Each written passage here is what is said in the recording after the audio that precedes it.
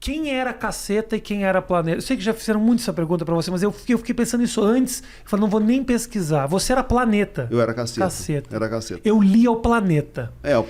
O Planeta saiu antes, o Planeta saiu mais profissional. O Planeta era pra quem não lembra, o Planeta era um jornal grande, um tabloidezão grande, assim.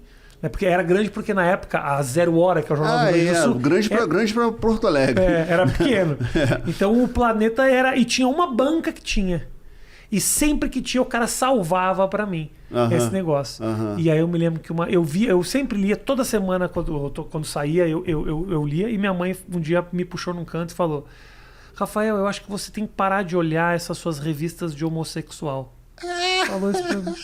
Porque tinha umas coisas, tinha umas montagens dos caras sem. Tinha uma estética tosca dos caras sem camisa, uns políticos com dinheiro na cueca, mas tipo, peito peludo. Minha mãe. Essas suas revistas de homossexual. Mal ela sabe que eu virei homossexual por outros motivos, né, Matheus? Não é o caso. Não é o caso, minha vida sexual é outra. Não é isso, não é o shortinho cor-de-rosa que a gente pode falar. Não é nada disso. Não. Mas assim, Caceta, eu, Beto e Marcelo, a gente fundou a Caceta na Faculdade de Engenharia. Em 1978, a gente era da mesma turma e a gente também fazia movimento estudantil. E a galera do movimento estudantil, cara, era muito sisuda, muito séria, levava tudo muito a sério, isso aqui e tal. Então a ideia de fazer um jornalzinho na faculdade era principalmente para zoar com os caras do próprio movimento.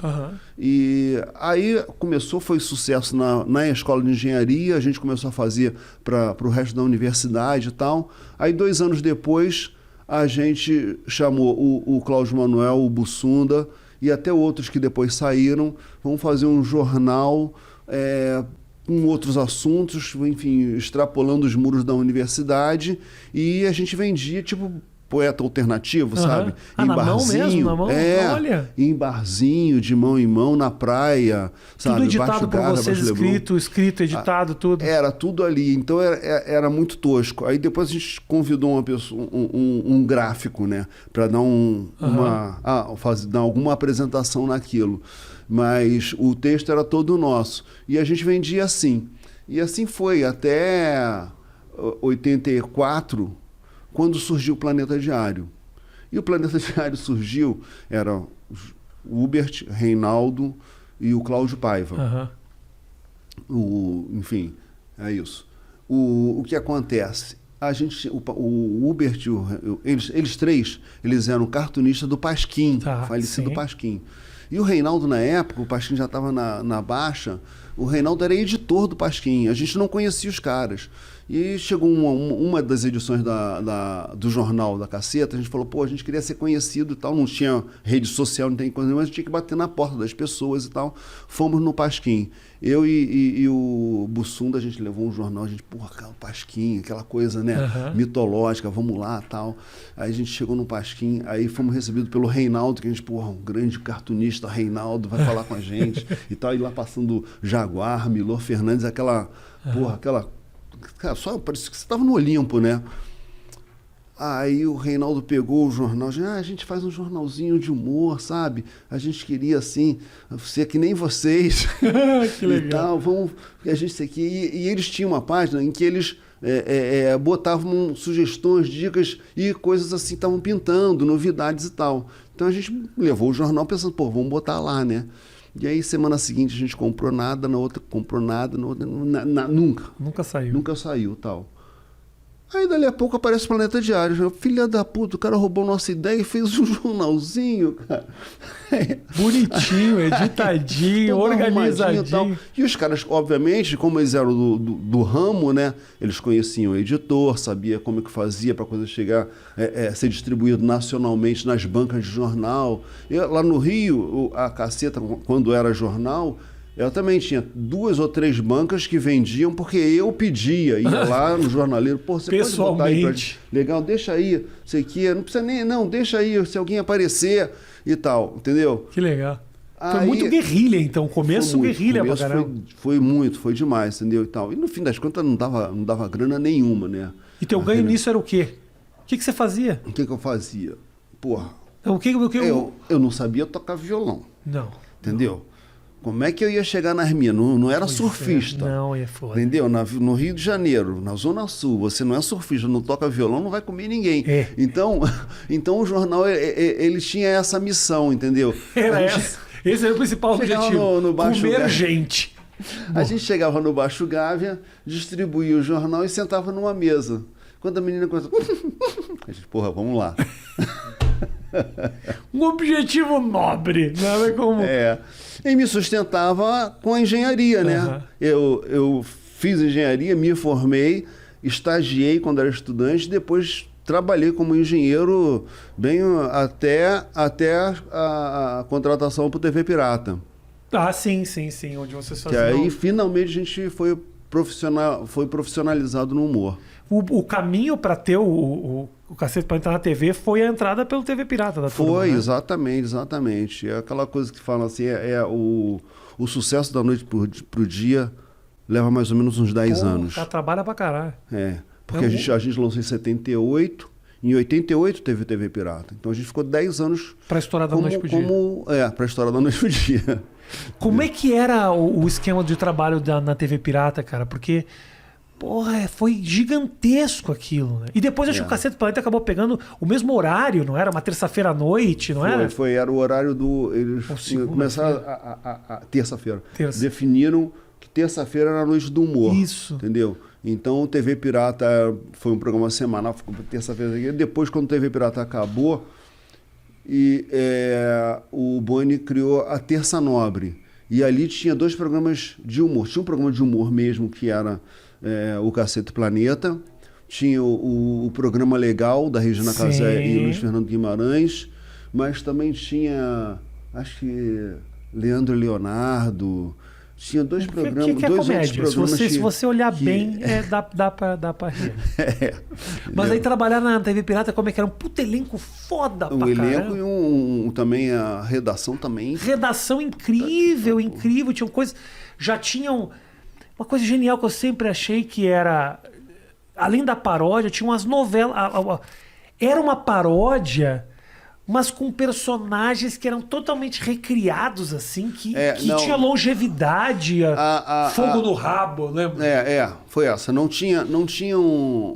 era como o Caceta que a gente fez paródia de novela. Tá, isso. Não era a novela que tá no ar, Carminha, vou fazer a Carminha. Tinha Paraíso Tropical, a gente falava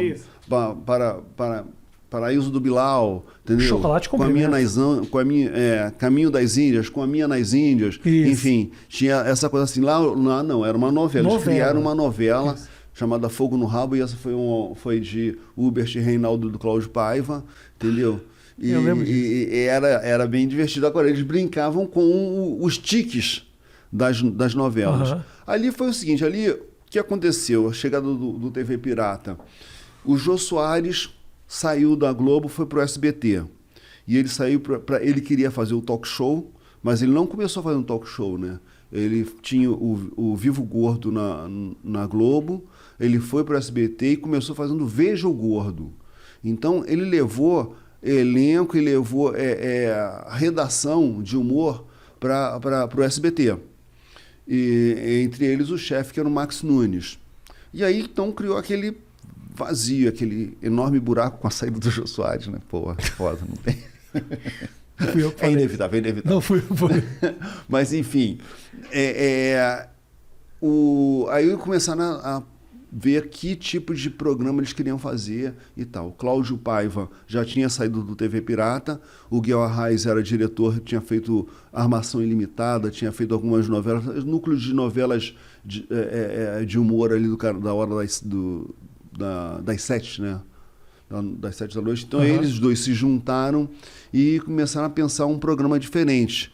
E eles queriam fazer um programa que não tivesse a ver com a tradição do humor. Então eles juntaram, até palavras do Guel, uma trupe de autores e uma trupe de atores que não faziam programa de humor. Então você tinha os atores, você tinha gente que fazia núcleo cômico de novela, como Cláudia Raia, Caran, o Diogo Vilela, o Nanini e Neila Torraca eram os galãs, né, eram as figuras conhecidas. Aí você tinha gente do teatro, né, do chamado Teatro Besterol, que aí o Caran vinha daí, você tinha a Regina Casé, Luiz Fernando Guimarães, que vinham do Asdrubal, enfim, ou era a galera desse Teatro Besterol, tal, ou, enfim, puxado daqui e dali, atores para fazer comédia. E você tinha um grupo de autores que também não escreviam nos programas de humor. Entendeu? Ele resolveu trazer gente de fora.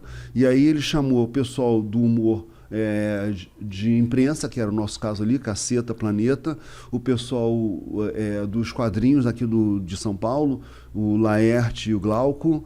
Você tinha o Luiz Fernando Veríssimo como o decano da parada, e você tinha autores também do Teatro Besterol, que era o Mauro Razzi, Vicente Pereira, Miguel Falabella, Pedro Cardoso. Cara, olha a quantidade de gente desenvolvendo Patrícia texto, Travassos. Quando que um programa de humor no Brasil teve Não, ali era investimento assim, em roteiro, que coisa louca, né? Dinheiro assim, era um negócio... E a gente ficava muito impressionado, a gente nunca tinha escrito roteiro para televisão, a gente nem sabia que ia pintar isso, mas teve um dia, foi até meio tipo Papai Noel, né?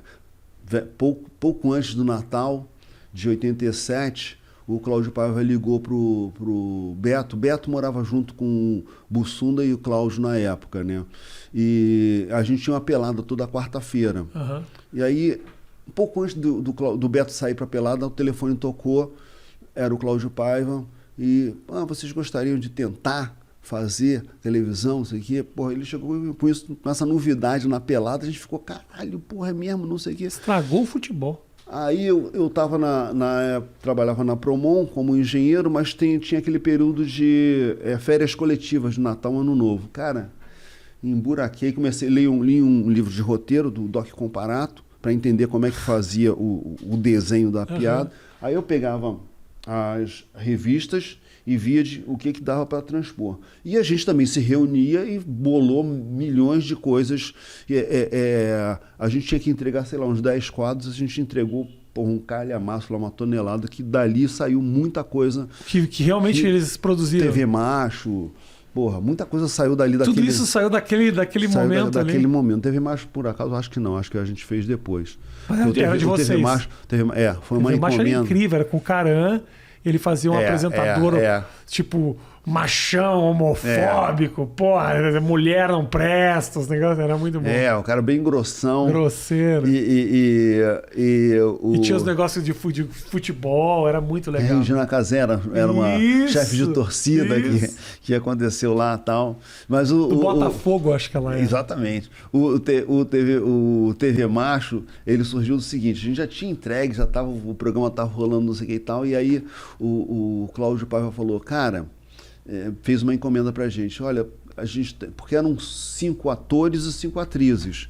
Falou, cara, a gente está com muito quadro para homem, falta quadro para as mulheres. Se vocês pensarem em alguma coisa, a gente pensou. Aí bolou o TV Macho. TV Macho. Saiu uma excelente ideia para mulheres. Agora...